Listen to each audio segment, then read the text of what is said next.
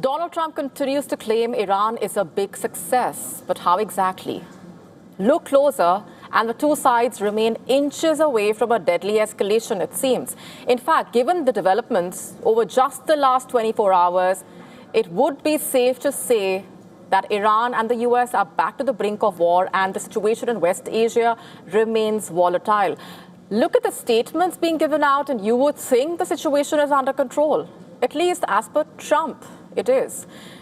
In fact, he reportedly said Iran has agreed not to have a nuclear weapon and that he would probably meet with the supreme leader of Iran at some point if things work out. While speaking about Iran, he told Pod Force One in an interview broadcast on Wednesday, reportedly, that they have already agreed they are not going to have a nuclear weapon. That's what he claims.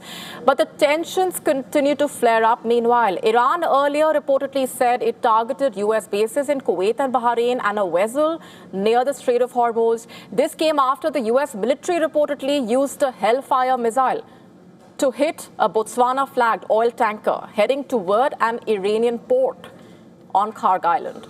Among the Iranian strikes, one attack killed an Indian national at Kuwait Airport and injured more than 60 others. According to Kuwait's foreign ministry, the strike had among the highest number injured in the region in an Iranian strike since the fighting started.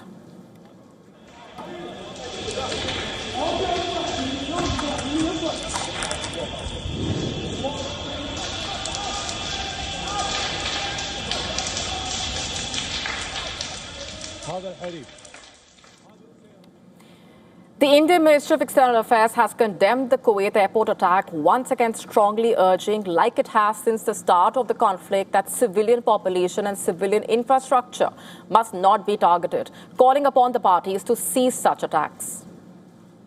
The US military, in fact, says Iran fired 60 missiles at Kuwait and Bahrain. According to the US, Iran fired missiles towards Kuwait and Bahrain, but they failed to hit their targets. The two fired at Kuwait fell apart en route, while the US and Bahraini forces intercepted the missiles aimed at Bahrain, reportedly. In fact, the US Central Command has said it responded with strikes on an Iranian military ground control station on Kashmir Island in the Strait of Hormuz.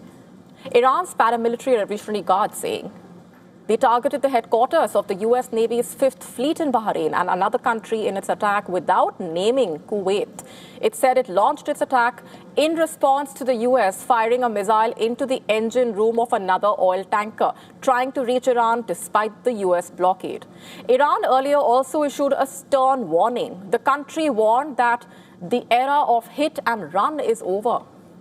But here's the thing, a lot also depends on what happens in Lebanon. And as of now, the situation there remains questionable. The hostilities have continued despite that US-mediated agreement that led Israel to step back from attacking the Hezbollah-controlled southern suburbs of Beirut and the Iran-backed group to halt cross-border strikes as well.